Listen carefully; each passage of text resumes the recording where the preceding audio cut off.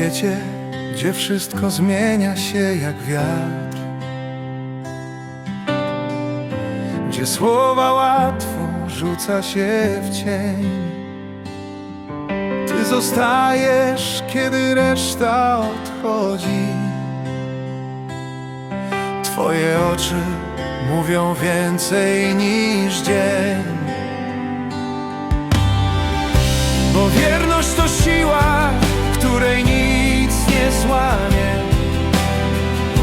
To serce, co bije, gdy gaśnie płomień, gdy sam już nie mogę, gdy braknie mi tchu. Ty jesteś armią